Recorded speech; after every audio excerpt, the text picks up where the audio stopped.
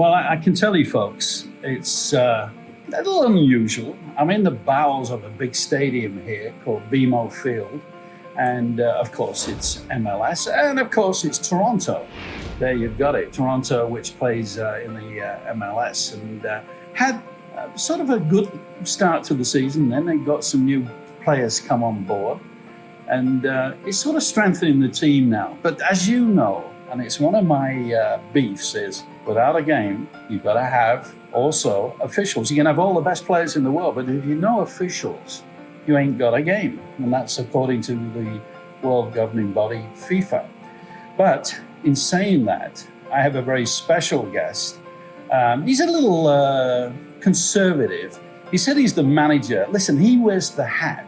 He controls. I say controls. He encourages, controls, and maybe programs as well. He oversees as well as in what makes a good referee or what encourages refereeing as well. Because they always say, Isaac, if you don't notice the official in the middle during the game, it's a damn good game. So we're going to introduce you to Isaac Raymond. Now, Isaac, you travel a fair amount up and down the country or across the country. Mm-hmm. Canada's very big. Yep. What do you do? Well, I do kind of what you mentioned. I manage the development pathway for refereeing in Canada, and then I'm also responsible for the referees at professional level. Now, if we step back, we talk about the professional level of refereeing, but Isaac, if we look at how does a young person get into saying, hey, you know, I want to be on the line, I want to be officiating on the line, mm-hmm. or I want to be a good referee? Right. Well, it obviously all starts with the grassroots. It starts with them just enjoying refereeing. And, you know, what we want them to do is go out, have a positive experience, and then, as you say, make sure that the games are covered, because with no referee, there's no game. And we hope that they just develop over time so that they get to a point where they're just, you know, identified as somebody that wants to move further along. Now, programs are important for young referees. How does that happen, and where would they apply to? Every province has some kind of a development program. And so what we need to do is we need to make sure that the referees know where they are, how they can access them. In a world of virtual education, that's useful now to minimize travel and costs attached to it. And then it's up to the various provincial organizations or territorial organizations to make sure that there's good programming in place that we support with material and instructors to help them to move up.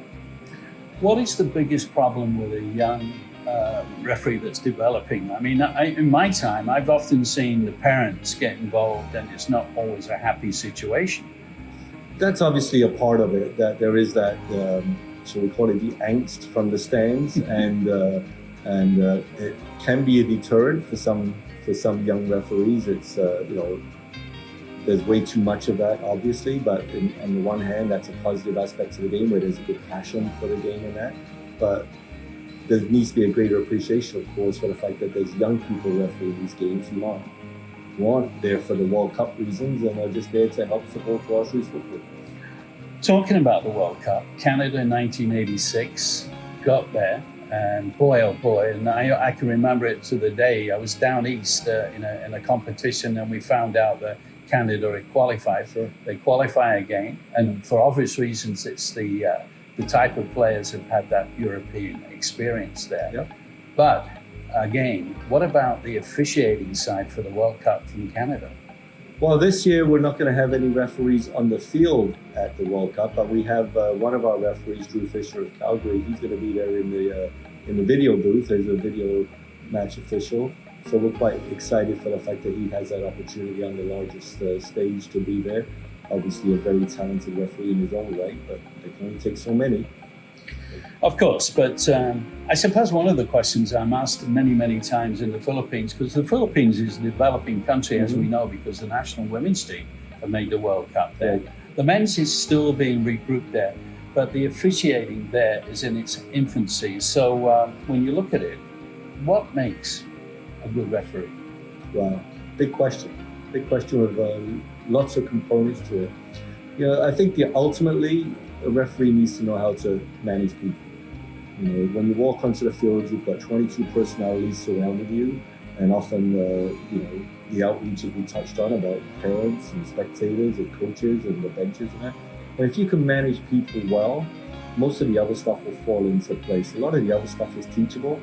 We, of course, help referees learn to manage people, but the best have that inherent characteristic of being able to communicate with people.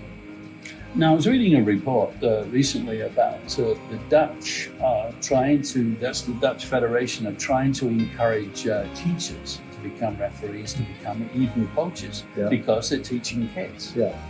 Well, referees can come from all walks of life, of course, and we've got teachers that are referees. Often, one of the advantages of being a teacher is you've got the summer off, so it gives you greater opportunities to referee. But I don't know if there's any one particular, characteristic or profession that makes you a better referee. I was never a teacher, certainly, but I have a management background. And so I think that really, a referee can come from any walk of life. Now, VAR. Now, this is, we have to explain what VAR stands for, because there's quite a confusion with the fans. VAR, they say video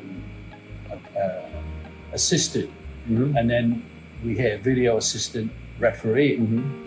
Well, VAR does stand for video assistant referee. So in other words, the person in the booth is assisting the referee on the field. Because ultimately there is only one decider of all decisions, and it's the referee on the field. So VAR, video assistant referee, just refers to that person in the booth, and then the whole process is a video review system. Now, the $1 million question is VAR good for the game? I think ultimately yes. I think it would be naive to ignore technology and what it can do for you. In a perfect world, it's getting that one decision that no one can see live, and avoiding controversy about something that is obvious at home and is not that obvious on the field. And if we can take away that moment, I'm sure over the years you can think of many of them when you go back in your games, and you wonder how the game would transpire if the decision was different. So if we can avoid that, if we can avoid that one moment where we've got a decision that everybody in the world can see is wrong, and reverse it through video review, then why not? Certainly good. And you mentioned the word technology. Now, FIFA is experimenting with a technical ball. Do you think you can explain that to the layperson? Well, I'm one of those lay people, but from what I've read, they've got a ball with multiple sensors in it, and then they're going to be using dedicated cameras around the field specifically to track the players with multiple data points, taking hundreds of readings a second. And they'll be using that in order to make immediate decisions on offside calls, and obviously specifically related to offside decisions leading to goals. So they'll have that data instantaneously to the video operator, who will then feed it back to the referee to help get the final decision. Now, I know you're in charge across the country for the officials on the line, in the middle there, but the $1 million question, I think is 10 to 1 of the odds right now of Canada not scoring a goal in the World Cup. I'd bet against that. I think we're pretty comfortable with getting a few goals in this World Cup. Very, very talented team, as you know. 1986 was a long time ago. It sure was, but I remember it well, very well. Well, there you have it, folks. There, I tell you, Isaac, Raymond looks after all the officials across the country. Not an easy job, because like the officials, they all want to be recognized for the right things in the middle of the park and on the lines. And I should ask you a question. I want to sneak this one in. Sure. Does a good lines person make a good referee? Well, first of all, let's call them assistant referees. Yes, they do. As a matter of fact, the better you are as a referee, the better you will be on the line, because that person is there to support the referee's decisions, and being able to understand what the referee's doing on the field will make you a better assistant referee. Well, there you have it there. So, Isaac, Raymond, I thank you very much for your time, and I'm hoping that we can get a sneak preview where the seats are on the stadium here. As I said, we're at BMO Stadium here. Well, it's called BMO Field. I always thought it should have been called Stadium when they first built it, but however, who am I? I didn't put the money in there.